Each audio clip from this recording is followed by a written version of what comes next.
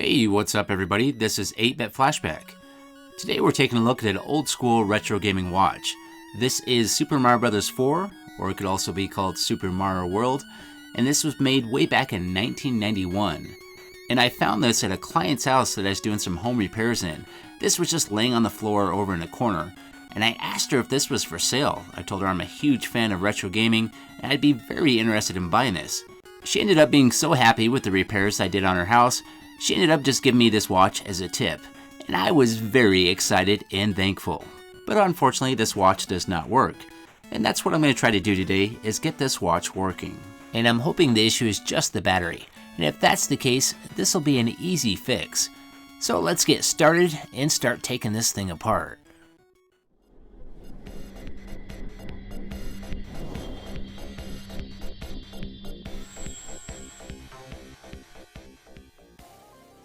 This watch is in really good shape. It is really dirty though, so I'm going to have to give this a good cleaning, but I'm going to wait to do any cleaning to make sure this thing actually works, so we'll get started with that first. So on the back here, there is 6 different screws, and these are really tiny. So I've got a really small flat blade screwdriver I'll be using here, and we'll go ahead and remove all these screws. And you want to be careful not to lose these screws. I'm going to set these in a tray.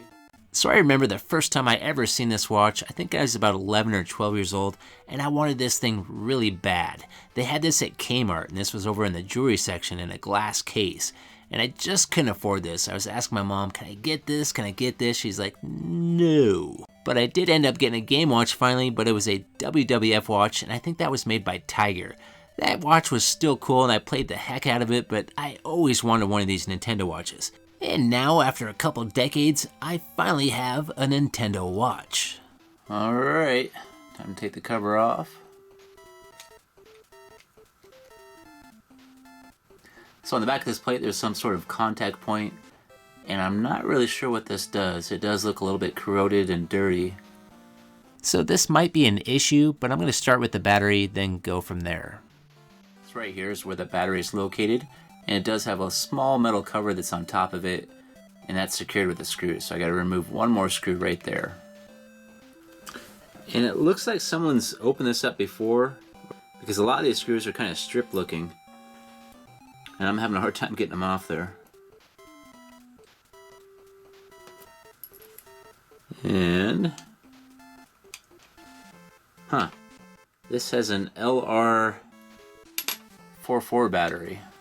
And I do happen to have a LR44 laying around, but this one is labeled LR44G, which I believe should work just fine still. Ooh, I just noticed something inside here. It looks like there's some pretty bad corrosion. So right inside where the battery is sitting, there's quite a bit of corrosion inside here. I'm going to take a Q-tip and some rubbing alcohol and try to clean this up a little bit. And I'm not getting carried away with rubbing alcohol. I just barely have this damp. I'm going to go ahead and start cleaning this out. Some of the metal is actually corroded away, it looks like. So that's not good. So I've got most of the corrosion out of there, but I still got a little bit there at the bottom. You can see that Q-tip's all green from the corrosion. But I think I'm going to have to do something else. I can't quite get it all the way off there. So what I'm going to use now is a little bit of baking soda and water, and then just apply that with a Q-tip and try to get the rest of that corrosion off. So all I have here is a cup of water with some baking soda inside of it. I'm just going to stir that up. This seems to be doing the trick. I think I just about got it now. Use a dry Q-tip and get any remaining moisture out of there. Let's take another close look at it. So, looking a lot better. And right here at the bottom where it makes contact with the battery, it looks like it corroded so bad that some of that metal is actually missing. I did bend this up slightly, that way it makes better contact with the battery. It was laying really flat, and I don't think it would have made great contact, so I just barely bend this up. And you do want to be very careful when you're bending this. If you bend it too much, it might just break off. So just barely tweak that up if you need to. Okay, I got it all cleaned up, and it's time to put my battery in. This is an LR44. So this battery goes in with the text facing up. So here's how the connection points work. The bottom of the battery right here makes contact with the gold that's on the bottom down here. So we're going to put that in place. Then this cover goes on top of this battery.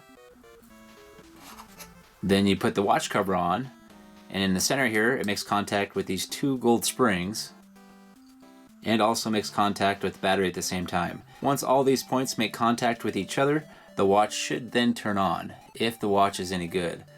And that's what we're about to find out. That's one thing crappy about these watches, is that the battery life on these is pretty crappy. I think I heard somewhere you can get like 6 months, but I seriously doubt that. So it looks like this piece I put on the top kind of has some spring to it, and that's so it helps it make contact with the top plate a little bit better, it looks like. Now it's time to put the back cover back on, and once we make contact with those 3 points, the 1, 2, 3, we should get power to the watch. So I should be able to just push this on the back and just hold it in place, and we should have power.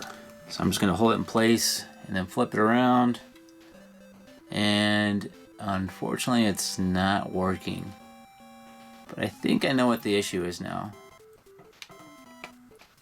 I think right here, I think I'm not making good contact on this point right here, which would make contact with the springs inside here. So I'm going to go ahead and clean this off real nice, and then we'll try again. Try a little bit of rubbing alcohol and baking soda. So I've scrubbed quite a bit of that corrosion off with just rubbing alcohol and a Q-tip. Now I'm going to go ahead and test it again and see if the watch turns on. I'm just going to press it in place and hold it. And still nothing. So right where this contact pad is, I'm going to put some metal tape right here and see if that helps me get a better connection. So this is just some foil tape, and you can find this at most of your hardware stores. And I'm going to go ahead and just cut a circle out of this and put that right on top of this point right here. Alright, I got my circle cut out. Pull off the backing here and go ahead and stick that right in the center.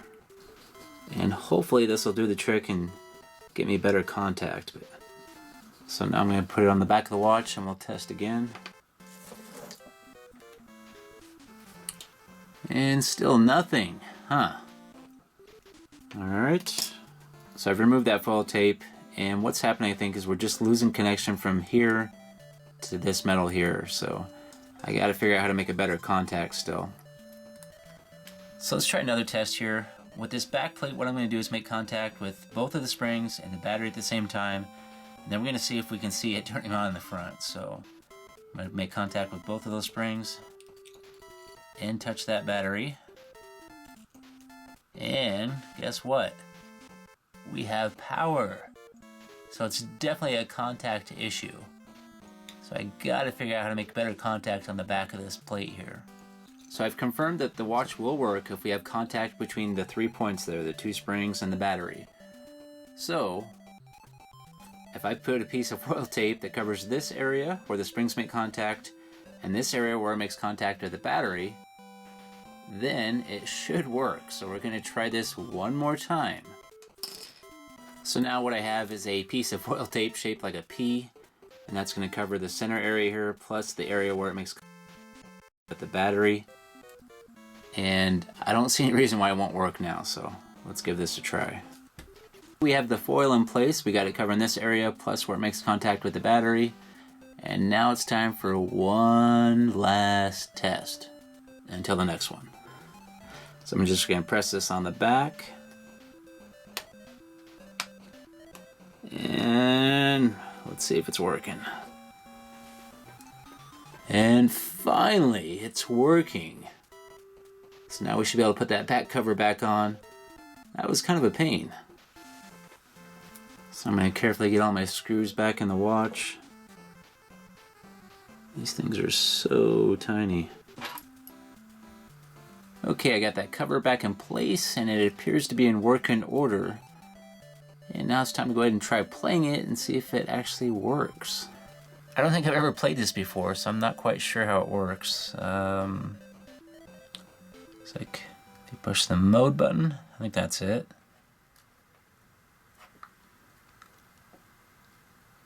There we go. There's no sound. Looks like you have to plug in headphones for sound, maybe? Plug in some headphones. Just got my headphones plugged in. Oh, that is super loud.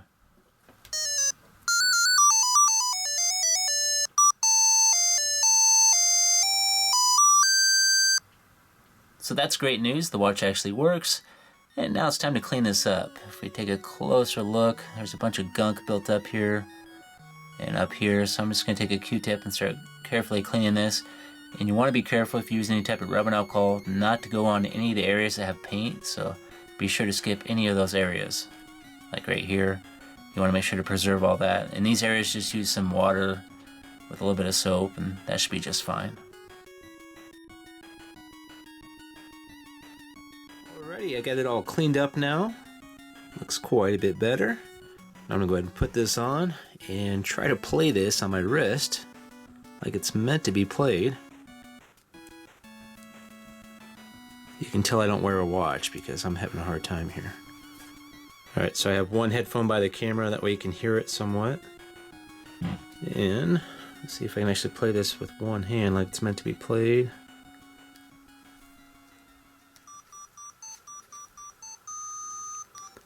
Okay, it is time for me to go.